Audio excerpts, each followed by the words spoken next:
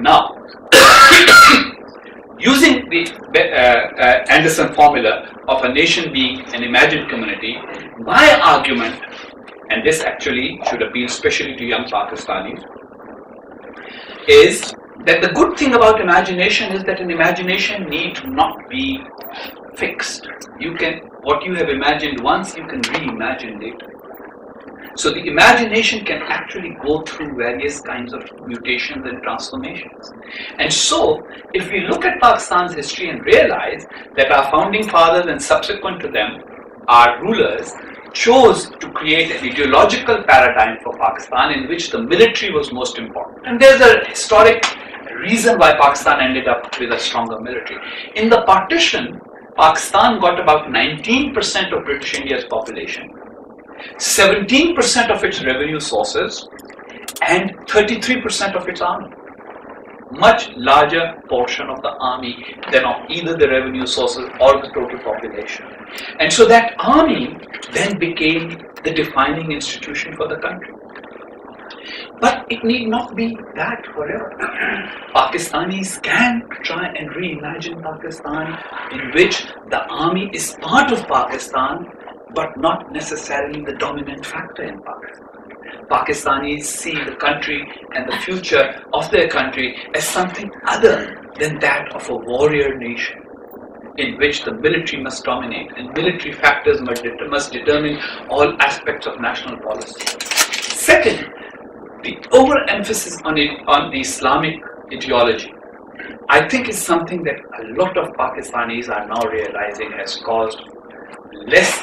created less advantage for Pakistan and caused more disadvantages for Pakistan.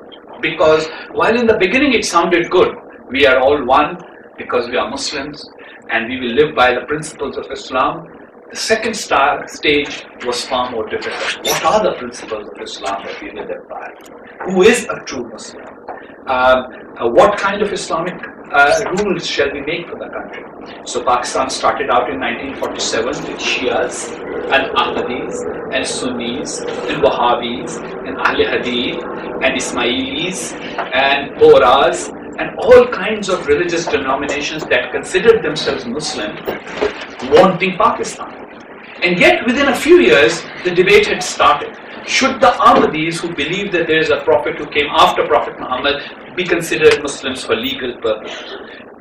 That debate lasted for almost 20 years before it was resolved through a constitutional amendment. The only country of the world's 193 sovereign states that are members of the United Nations that has actually amended its constitution to decide whether a particular sect was part of a particular religion or not.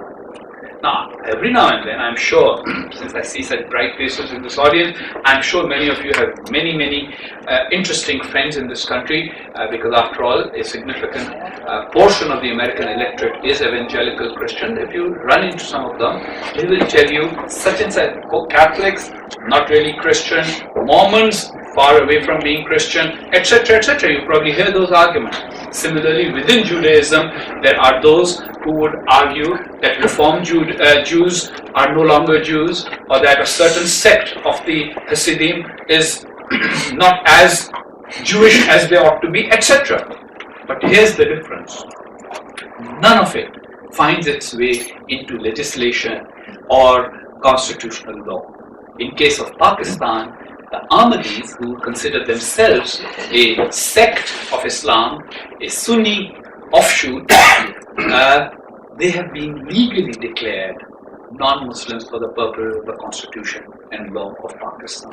And every Pakistani who applies for a passport as a Muslim, because your passport has to indicate whether you're a Muslim or not in case you want to go and do pilgrimage to Makkah, for example, in your lifetime, every Pakistani is required to sign a declaration that disavows Ahmadi beliefs and says that I do not consider Ahmadis Muslims, I do not consider their prophet an actual prophet, and I consider all those who believe that he's a prophet to be imposters and unbelievers. And only then can you get a passport as a regular Muslim.